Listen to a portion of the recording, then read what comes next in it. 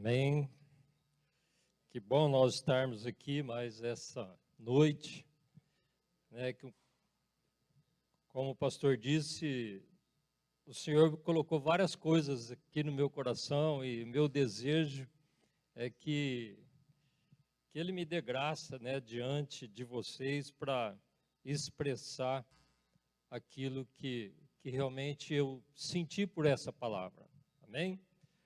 Antes eu gostaria de fazer um pequeno comentário sobre essa canção que diz aqui, se eu não tenho a ti, não tenho nada, né?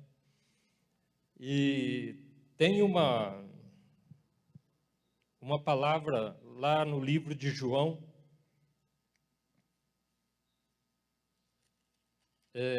João capítulo de número 6, no versículo de número 66, diz assim: a partir de então, muitos dos discípulos voltaram atrás e já não andavam com ele. Então perguntou Jesus aos 12, não quereis vós também retirar-vos? Respondeu-lhe Simão Pedro, Senhor, para quem iremos nós? Tu tens as palavras da vida eterna, né? Exatamente é essa palavra que diz essa canção. Sem o Senhor, para quem nós iríamos, né? Essa palavra é maravilhosa, essa canção é maravilhosa. E é maravilhoso nós pensarmos sobre isso e perguntarmos para nós mesmos: será que nós estamos no caminho certo? Será que existe outro caminho, né? Será que tem outro caminho a não ser o Senhor para nós?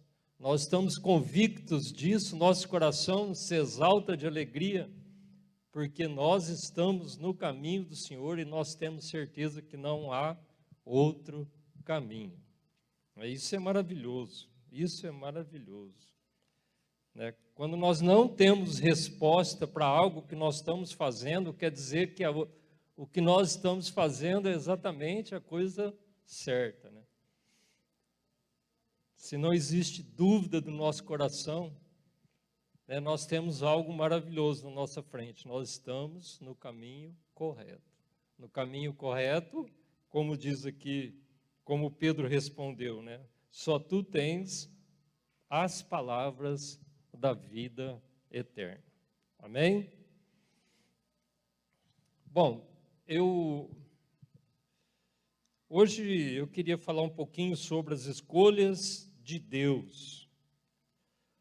Coisas que talvez nós não escolheríamos, mas é o que Deus escolheu, né? E vamos falar, hoje eu acredito que vai ser mais rápido, mas eu gostaria de convidar você a abrir a palavra do Senhor em Atos dos Apóstolos, capítulo de número 9.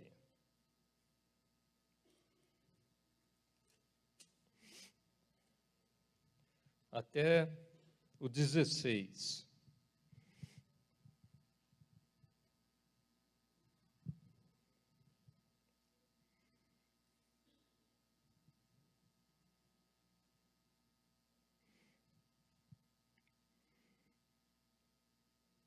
Acharam?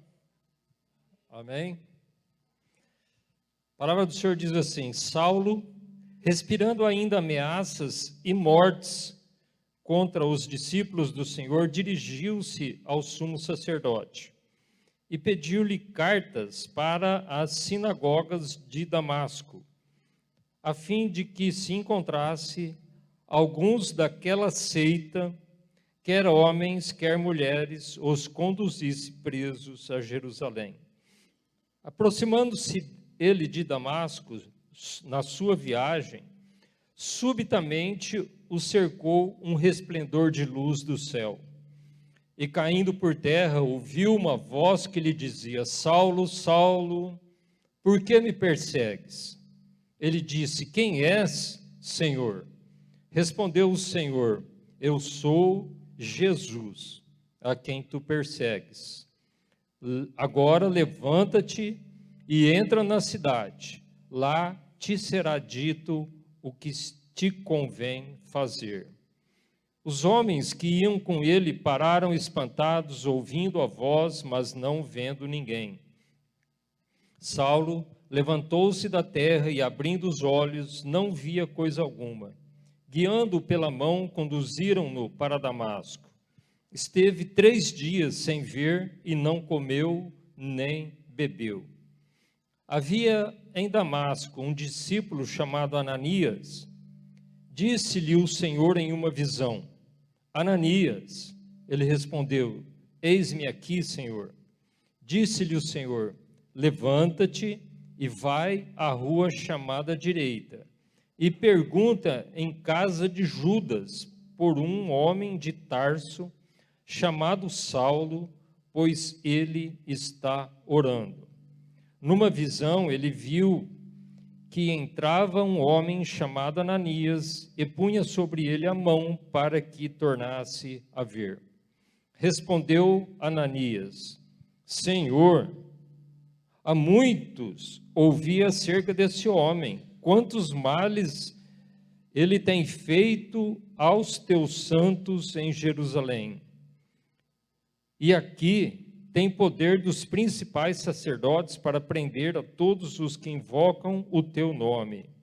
Disse-lhe, porém, o Senhor: Vai, este é para mim um vaso escolhido, para levar o meu nome perante os gentios, os reis e os filhos de Israel. E eu lhe mostrarei o quanto deve padecer pelo meu nome. Amém? Até aí. Uma coisa interessante que Jesus fala para Ananias nesse trecho é que ele fala assim: ó, vai, porque este é um vaso escolhido. Né? Por que é um vaso e não é o vaso escolhido? Porque Jesus tem escolhido, já tinha até o momento escolhido muitos. Ele tinha escolhido Tiago, ele tinha escolhido Pedro, ele tinha escolhido João, Mateus, e agora chegou a hora dele escolher um outro vaso, que nesse caso era Saulo. E Saulo, depois, ele é chamado de Paulo. Então, veja assim, que Deus sempre vai ter mais um vaso a ser escolhido. Né? E aqui eu tenho certeza absoluta que eu estou diante de muitos vasos que o Senhor escolheu. Né? A gente vê aqui ele escolhendo um vaso, Saulo, mas um dia ele escolheu um outro vaso, chamado Serginho. Né?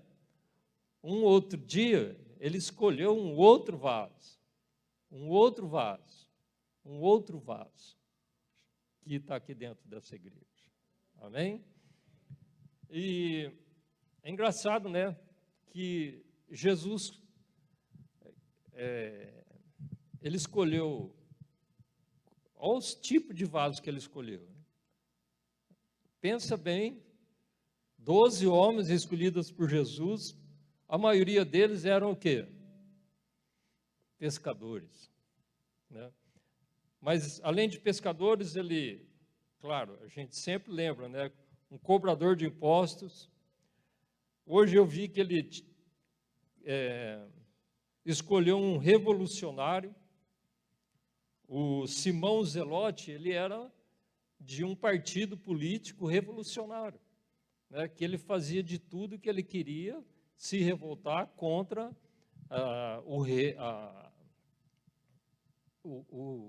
contra Roma, né? Porque Roma dominava sobre Israel naquela época. Ele escolheu um administrador de empresas também, né? Judas, né? Para trabalhar com dinheiro. E é engraçado, né? Quando eu tenho um texto bíblico lá em, deixa eu ver, 1 Samuel 22, 1 e 2. Vamos abrir lá, por favor. 1 Samuel.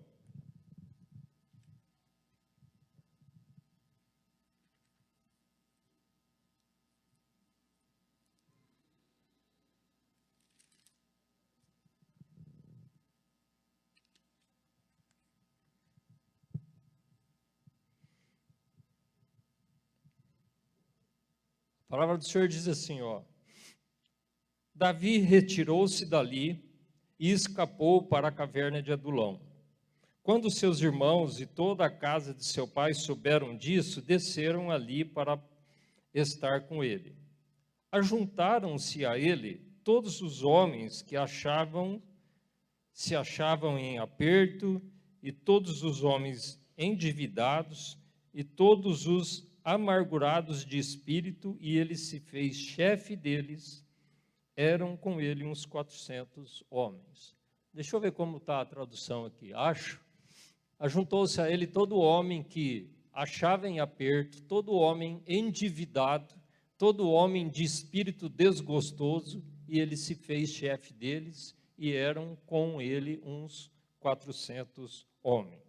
Mas acontece que ali existia uma liderança de um homem de Deus chamado Davi, né? E com essa liderança, essas pessoas, eles foram treinados e transformados em homens leais a Davi, né? E que no final, lá em 2 Samuel, vai falar dos, como que chama? Valentes de Davi. Então você vê que Davi escolhe desses 400 homens com essas características, e ele começa a ser um grande, ainda não rei, mas ele ia ainda ser rei, mas ele começa a ser um grande líder com homens escolhidos, juntados dessas categorias de homem, endividados, desgostosos, etc.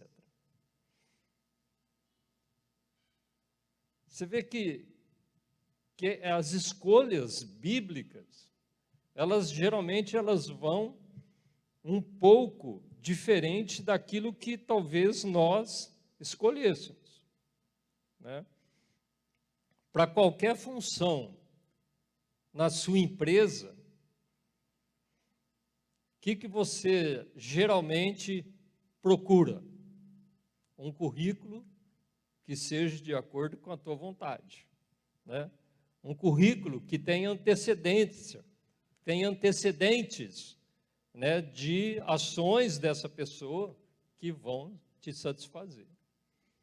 Nós, geralmente, nunca queremos pessoas que nós temos que achamos que vai dar algum tipo de trabalho. Não foi o que Jesus fez, né? Eu me lembro muito bem quando nós tínhamos uma loja de material de construção, e aí começou a ter as coisas, começou a ter computador, né? Eu sou da época que não existia computador ainda. E aí começou a ter o computador, e nós compramos um computador, quem é um pouquinho mais antigo aqui daquela época, um CP500. Né? Bom, compramos esse computador, aí precisava de fazer um programa para listar os preços das coisas da loja. Eu contratei, né, uma pessoa que começou a mexer com isso aqui em Votuporanga, tinha uma empresa chamada Maurício, e o Maurício fez o programa que nós queríamos. E aí começou a rodar aquele programa, começou a dar alguns problemas. Aí eu ligava para o Maurício: Maurício, ó, por favor, está dando problema no programa, vem aqui. Ele falou: hoje eu não posso ir, eu vou te mandar uma pessoa que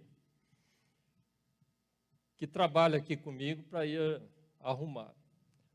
Aí chegou um rapazinho lá, feio para danar, né, magrinho. E eu falava assim: mas você vai mexer no meu computador, no meu CP500? Né? Não falava, mas pensava, né? E você dá conta? Será que esse menino vai dar conta de fazer isso? Então, eu estou contando isso porque essa história não sai da minha cabeça, tá?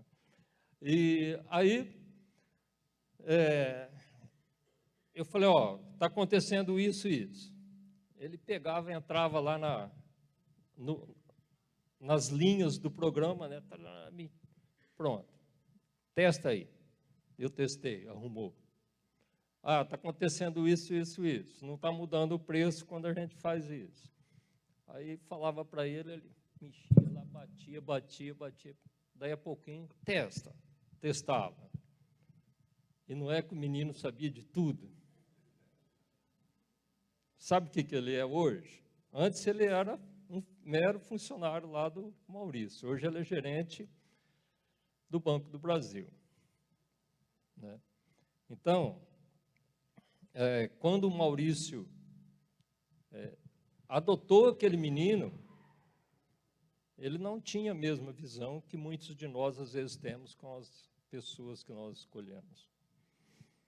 Né? Então, vamos prosseguir aqui.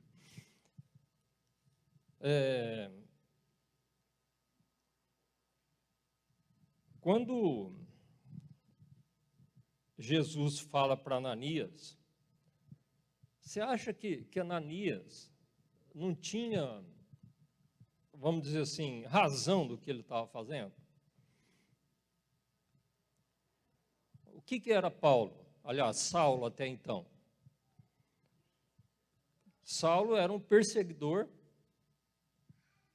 dessa seita, desse cristianismo, das pessoas que estavam, ele fala aqui, que estavam naquele caminho. Né? Agora, quando a gente fala perseguidor, o que vocês acham que era essa perseguição? Eu fico pensando que quanto que deveria ser organizado essa perseguição, porque ele não ia sair, pensa bem, ele saiu de Jerusalém e foi para Damasco.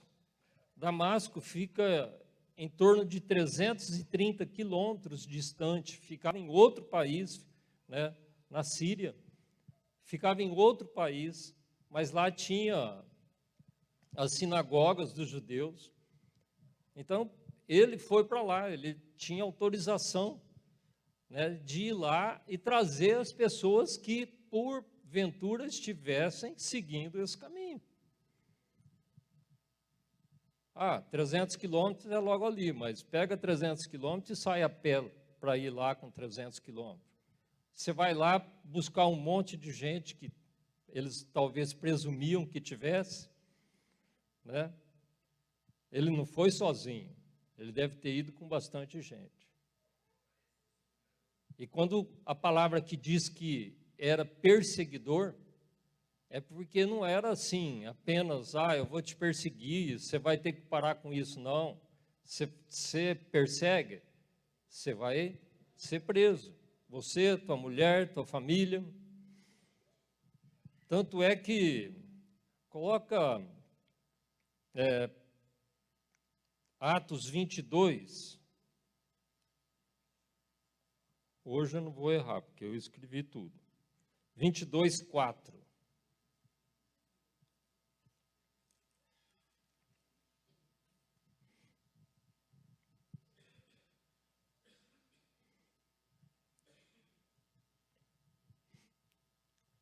É quando Paulo é preso e ele faz um discurso, né, em sua defesa. E ele vai contar a história dele. Tudo isso que nós vimos lá no capítulo número 9, ele vai contar no capítulo de número 22. Mas no 4, ele fala assim: persegui esse caminho. Olha lá. Persegui esse caminho até a morte. Tá certo? Até a morte. Então, a morte era uma dos objetivos dessa perseguição. Algemando e metendo em prisões tanto a homens como a mulheres. Se você ver lá no 22, 20, a palavra diz assim: e quando o sangue de Estevão, sua testemunha, se derramava, eu também estava presente, e consentia na sua morte, e até guardei as vestes dos que o matavam. Então, esse era o tipo de homem que Jesus falou para Ananias: ó, vai lá que tem um vaso escolhido. E aí Ananias tinha toda a razão, né? Senhor, ou seja, mais ou menos, acho que o senhor não está entendendo direito, o senhor não conhece esse homem que tem toda a autoridade sobre nós aqui. Mas Jesus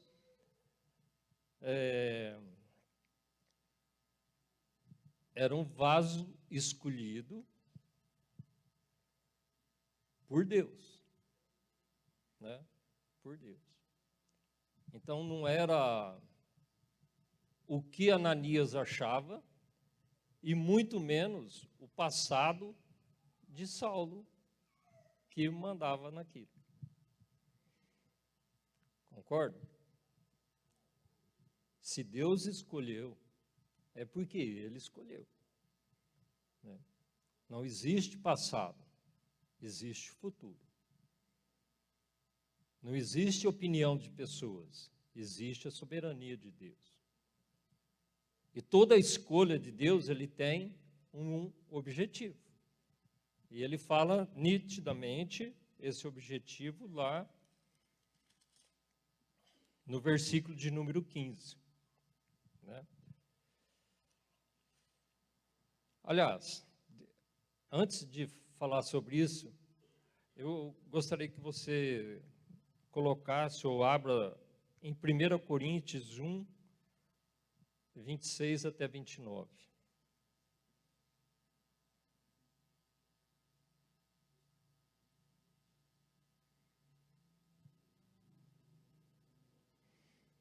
Eu escrevi aqui, ó, o padrão de escolha de Deus frequentemente não é o que o mundo usaria como critério. Né? Então, quando a gente vê aqui esse trecho da palavra do Senhor, é maravilhoso. Diz assim, ó, porque vede, irmãos, a vossa vocação, que não são muitos os sábios segundo a carne, nem muitos os poderosos, nem muitos os nobres que são chamados.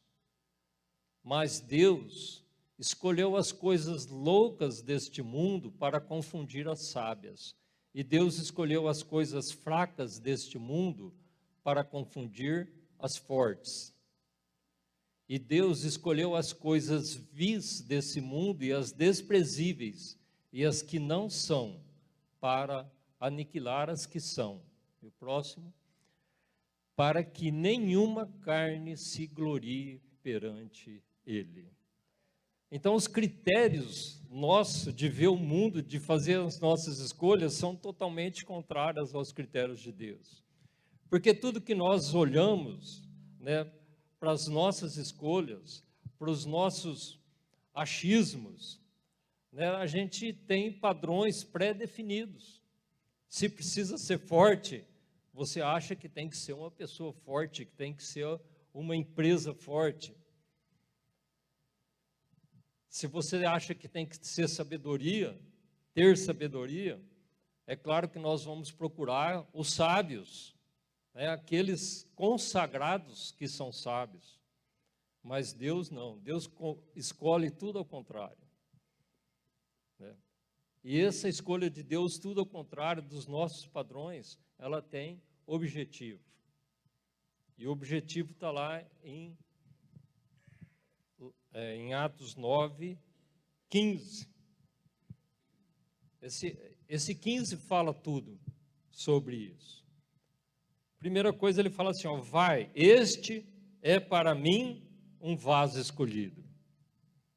Né? Que trecho maravilhoso. Este é para mim, eu sou soberano, sou eu quem escolho. E é por isso que você está sentado aqui hoje. Né? Saiba que essa palavra é para você. Você é escolhido do Senhor. Né? Entre tantas coisas, eu não conheço o seu passado, não conheço teu coração no passado, né? Mas Deus te escolheu, por isso que você está sentado aqui hoje. Amém? E ele tem um objetivo. Este é para mim um vaso escolhido, para levar o meu nome. Então, esse é o objetivo que o Senhor nos escolheu, né? Não precisa levar o nome dele para você. Você já conhece ele. Então, agora ele te escolheu para que você possa levar o nome dele. Por isso que lá em Marcos 16:15 está escrito, né? Ide por todo mundo, levai o evangelho a toda a criatura. Ele não disse isso para alguns, ele disse para todos nós. Ele já tem algo que você é obrigado a fazer, né? É obrigado, porque a palavra do Senhor está dizendo ide. Não é para nós escolhermos ficarmos da maneira que nós acharmos que deve fazer. Nós temos que ir. Ide é ide, porque o Senhor está mandando, o Senhor está falando para nós irmos. E é por isso que ele escolheu Paulo, né? Ele escolhe Paulo para levar o meu nome. E ele sabe para quem Paulo tinha que levar. Paulo tinha que levar o nome dele perante os gentios, os reis e os filhos de Israel. Será que esse ide por todo mundo, o nosso mundo, nós temos o nosso mundo que nós temos que fazer esse ide, né? Aonde você trabalha? Quantas pessoas você levou o nome de Jesus para elas? Era esse o objetivo de Deus com Paulo. Aqui ele tem uma gama enorme de pessoas. E essa gama enorme de pessoas é para nós também, né? No nosso mundo existem esses aqui. Existem, como fala aqui, ó, o meu nome perante os gentios. Todo aquele que não conhece o Senhor é um gentio. Perante reis, as pessoas que nós estamos subordinados, né? Os grandes, entre aspas, que nós conhecemos, e também os filhos de Israel, aqueles dentro da tua casa. Quantos dentro da nossa casa ainda não conhecem o Senhor? Quantos dentro da nossa casa? Mas nós, né, nossa maneira de ver, muitas vezes, eu quero enfatizar isso bastante, tá? Eu vejo duas coisas importantíssimas nessa história. Eu vejo que muitas pessoas, elas não se acham capacitadas ou capazes de exercer aquilo que Deus está falando aqui para elas. Elas muitas vezes ficam amarradas em coisas do passado. Ah, mas eu já fiz isso, já fiz aquilo, fui isso, fui aquilo. Eu não sou digno, né, de ser essa pessoa escolhida por Deus. Irmão, será que você era pior do que Paulo? Hã? Será que algum de nós aqui éramos piores do que Paulo? Eu acredito que não, né? Porque tenho certeza que se nós soubéssemos o passado de Paulo, nenhum de nós aqui escolheríamos Paulo. Nós daríamos algum crédito para ele? De jeito nenhum.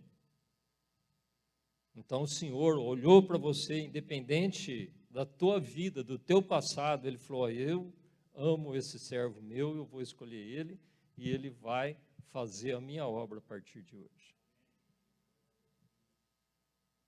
E um outro problema muito sério que eu vejo entre nós é, às vezes, nós olharmos para aquelas pessoas lá fora e falar que pelo passado dela, pelo presente dela, não tem como ele ser transformado.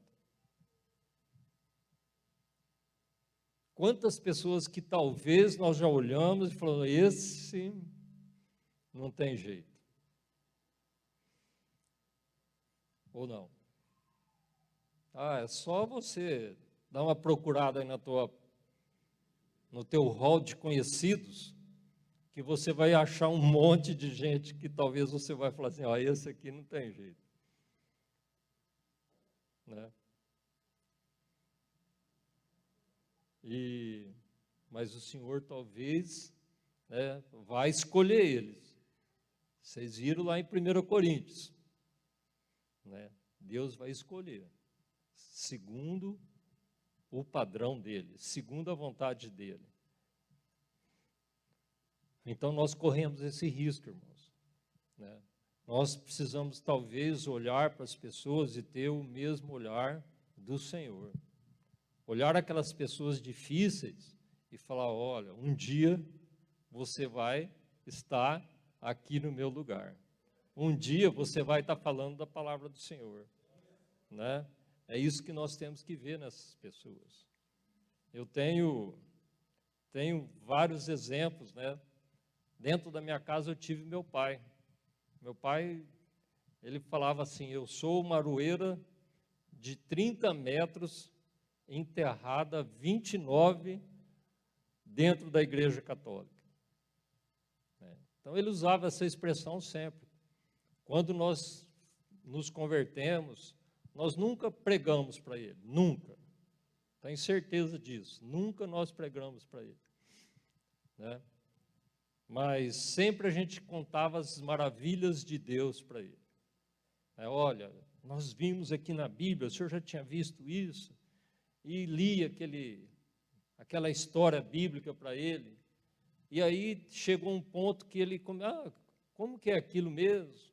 Ele começou a se interessar por aquilo, e aí ele começou a ler a Bíblia, e aí ele se converteu, né? E se tornou um homem, né? Um homem que eu tenho certeza que foi segundo o coração de Deus também. Então, onde, vamos dizer, abundou o pecado, superabundou a graça. Nós temos um outro exemplo aqui, eu estava lembrando dele hoje, que eu fui numa casa que foi dele, e o irmão aqui da igreja comprou aquela casa e vai fazer uma reforma. Eu fui lá, eu comecei a lembrar, quem que aqui conheceu o Nó da Horta? Né? O Nó da Horta, ele é meu primo por parte da minha avó, bem longe, mas, vamos dizer, meio primo, né? E ele já faleceu, quem não conhece, mas ele já faleceu. O Nó da Horta, você ia conversar com ele, olha, ele tinha garrafada para tudo. Né? Eu estou com dor no lado direito aqui. Eu tenho um negócio aqui para o lado direito que não sei aonde que faz, uma garrafada, um remédio. E, o que você precisava, ele tinha uma solução na sua vida. Né? E era a maior tranqueira que pode ter. Lá em Mira Estrela, as 4 últimas mulheres dele têm uma casa, uma do lado da outra, 4 casas. Tá? Mas um dia, né, o Senhor chamou ele. Tá? Um dia o Senhor chamou ele. E ele se transformou num disseminador da palavra do Senhor. Né? E ele era totalmente assim, a igreja precisa de comprar 100 cadeiras. No outro dia, as 100 cadeiras estavam lá. Né? Então, é isso que eu quero que vocês entendam, irmãos. Que nós fomos chamados pelo Senhor. Nós não estamos aqui em vão. Ele nos ama, da mesma maneira que ele amou Paulo. Um homem que escreveu 13 livros da Bíblia, né? Que disseminou a palavra do Senhor em todas aquelas nações, para reis, fez a palavra do Senhor fala de 3 viagens missionárias. Depois, na última, não é tido como uma viagem missionária, mas ele foi levado para Roma, lá preso em Roma. Ele escreveu o evangelho de lá, escreveu suas cartas. Então ele era um homem amado por Deus e que fez a diferença nesse mundo. E nós somos chamados para isso, para fazermos essa diferença, né? E ele nos ama e espera as nossas ações. Amém? Não se esqueça, né? Do jeito que ele amou Paulo, aquele que você não amaria. Ele amou você e espera o mesmo que ele esperou de Paulo, ele espera de você. Amém? E ele também espera que, a hora que você olhar as pessoas do seu lado, né, assim como ele te amou, que você ame essas pessoas do seu lado e não olhem eles como daqueles que não têm jeito.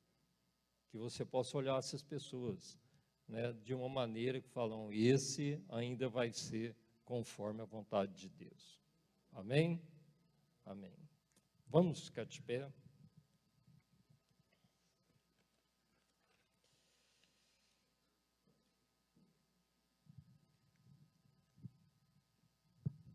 Senhor Deus, Pai Todo-Poderoso, em nome de Jesus, nós queremos te agradecer, Senhor, por essa noite, que nós pudemos, assim, ouvir um pouco da Tua palavra, da Tua vontade para cada um de nós. Eu tenho certeza, Senhor, absoluta, que todos aqui que nós estamos aqui, fomos um dia escolha sua, né? E tenho certeza também que o Senhor espera nossas atitudes, nossas ações, para que nós possamos, assim como Paulo, né, fazer bonito diante de Ti, Senhor, com nosso coração cheio de alegria, falar do Teu nome aonde quer que seja, Pai. E nós queremos Te pedir, Pai, que nós possamos esquecer o nosso passado, né? Quantas pessoas, às vezes, estão amarradas no passado, né? Achando que não é digna de uma posição que o Senhor a colocou agora, Pai. Mas que o Senhor possa estar colocando no coração de cada um deles. Que o Senhor tem um grande projeto na vida de cada um, né? E que essas vidas serão responsáveis por muitas outras vidas, porque elas fazem isso por amor de Ti, Senhor. Nós te agradecemos por essa noite, em nome de Jesus. Amém, Pai. Amém. Pastor Marcos? Não?